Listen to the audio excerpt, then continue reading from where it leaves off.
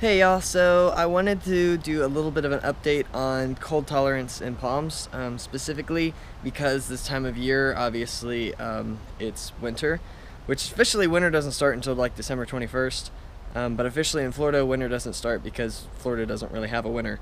But you still will have cold times of the year where that Arctic front will start dropping, and I believe typically around December through January, February, and so you'll get cold fronts that'll still come through, and though it's not the native climate of Florida, it's still things that we do have to deal with.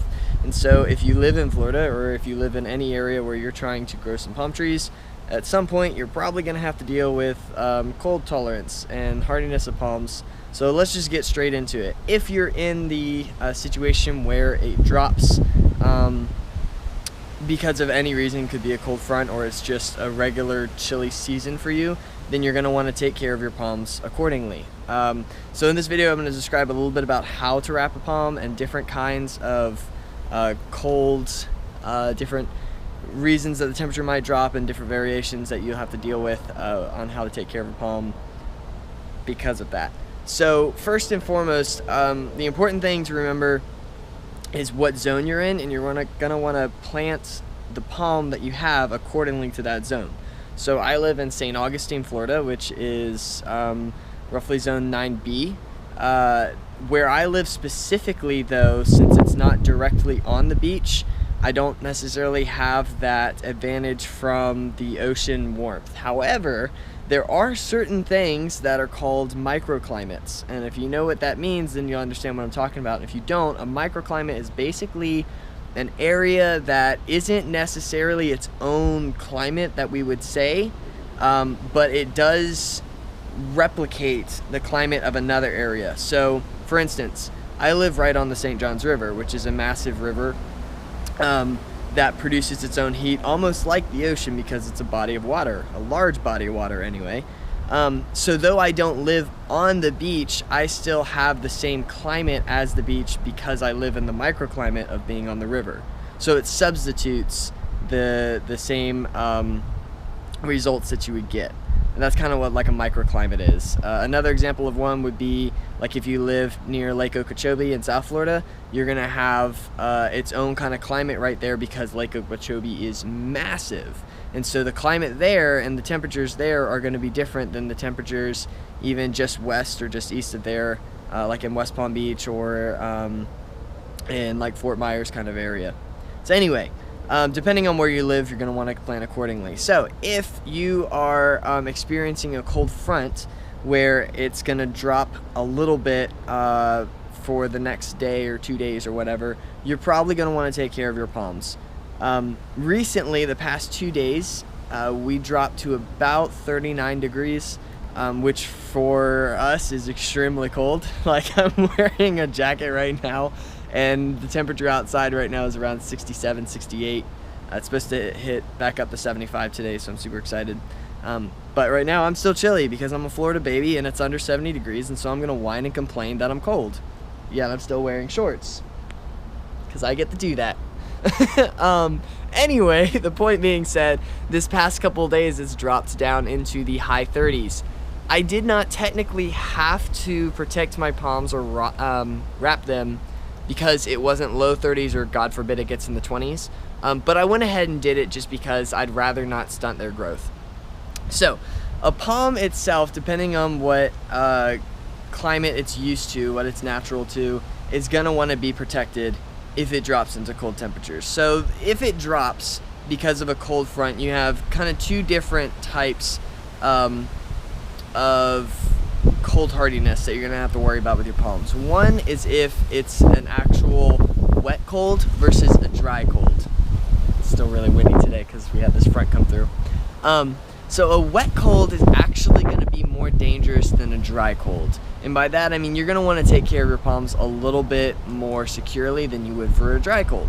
If you live in Florida, 90% of our cold spells are wet colds because our state is just stupid humid. I mean, I love it, but it's always humid.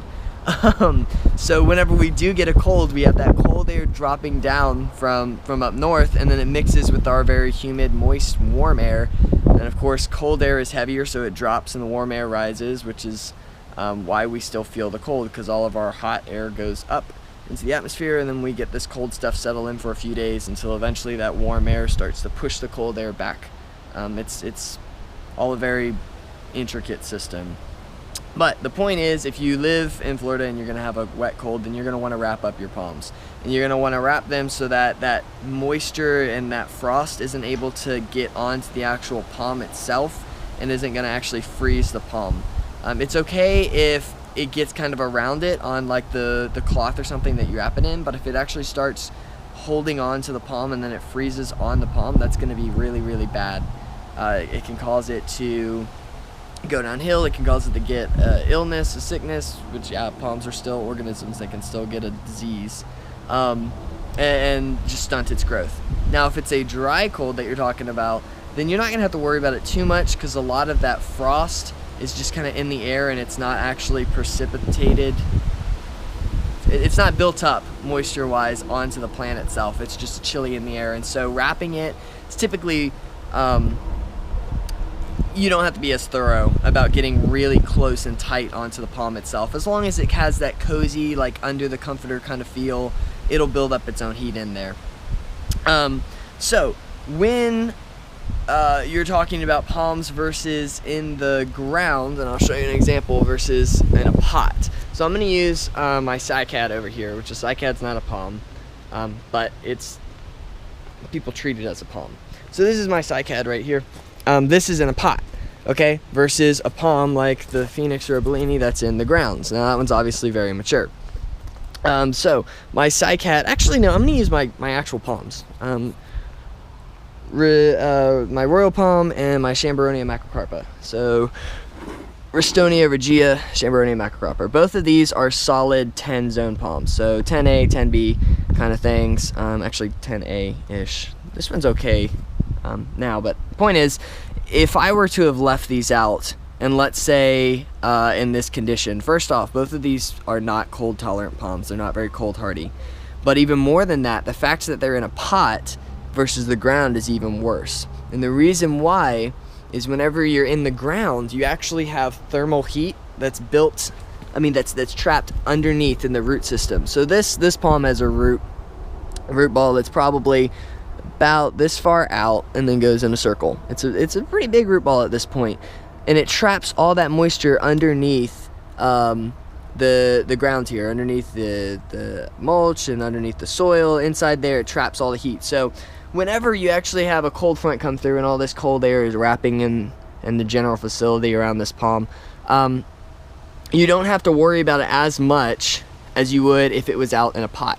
And the reason why I would say that is because it's not penetrating down into the soil. Now, if you have something like this, let's say all the cold is coming around, it's just, it's circling the area, this isn't very thick, and so the cold can start to penetrate inside here and get inside the soil, and then the roots are going to start freezing, and then if they're wet or damp, then they're going to get wet roots. And it's almost like if you had your feet in the pool during the wintertime and the water's just like freezing you out and you're super cold, versus if you had like maybe shoes on that kind of protect your feet and you're in the pool. It's still gonna be cold, but at least you have that layer protection.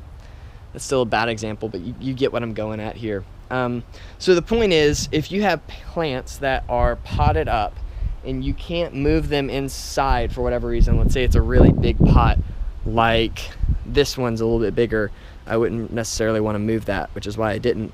Then try to make sure that any plants that are in a pot are more cold tolerant palms. For example, the Phoenix or Bellini. Most Phoenix palms are relatively cold hardy. They'll go up to zone 8A, all the way up to 8A, and can do pretty well down to about 15 degrees, possibly 10 for a night or two. But I'm not worried about wrapping these because they're native in this part of Florida. They're native to, like I said, all the way to 8A, which is down to 15, and we're only dropping into the high 30s, so I don't even have to worry about wrapping this guy. He's totally fine. As for another palm that's, these two obviously I took inside, but another one that everybody knows about is the coconut palm. The coconut palm is extremely tropical, so it is not designed to go really down below 30.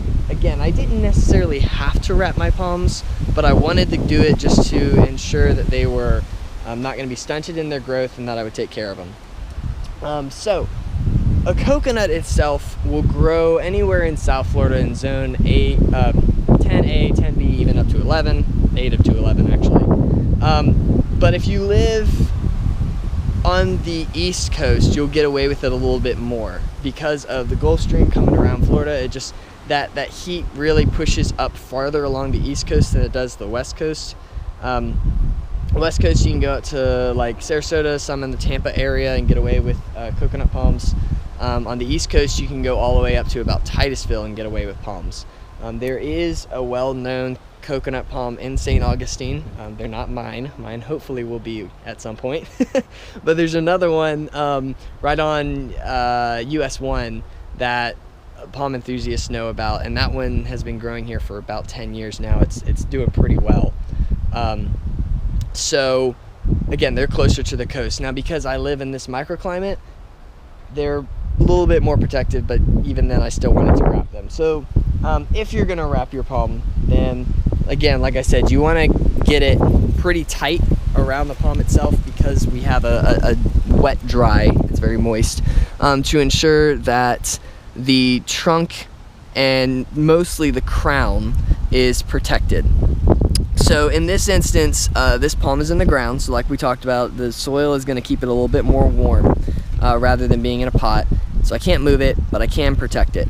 I'm not worried about the leaves at all. Whenever you look at a palm, the leaves are dead, essentially. The leaves take in sunlight, and they transfer that into energy, but they themselves are not the living tissue of the palm. The living tissue is within the crown of the palm, within the merit stem and the heart and that spear that's coming out. That's where the actual like heartbeat of the palm is.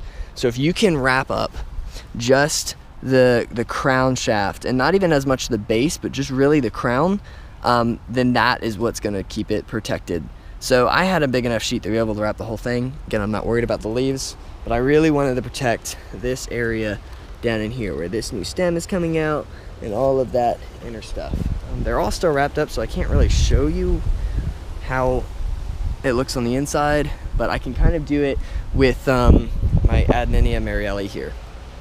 So the Adeninia marielli is another solid zone 10A palm.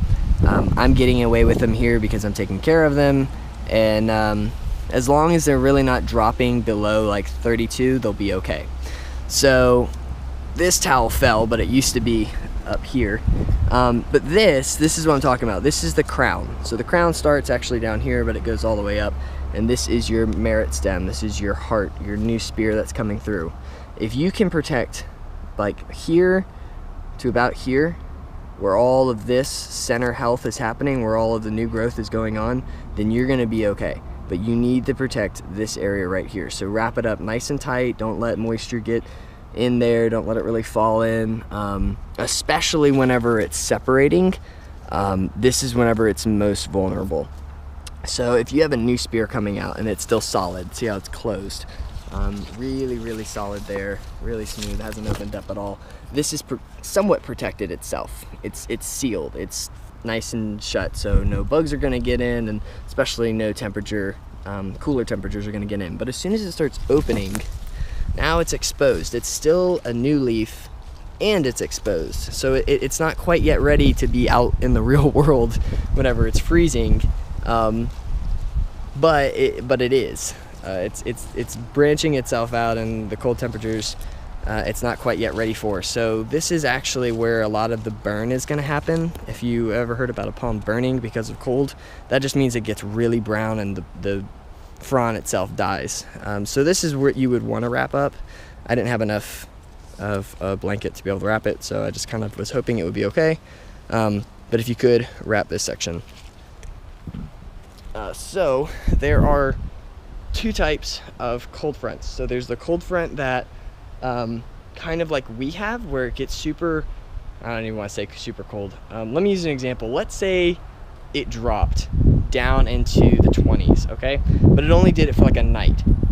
So if it drops really cold for a short period of time, you're actually going to be more okay than if it drops for a long period of time at a warmer temperature but still chilly. So example, if it were to drop to like 28 degrees, first off, I'd be wrapping my palms.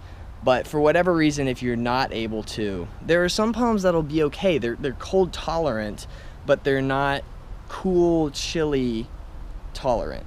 So a coconut palm will survive all the way down to about 25 degrees. It'll survive. It won't do great, but if there's like a night or two where it drops down to 25 and you weren't able to wrap it, it's gonna go into shock, but it's gonna be okay.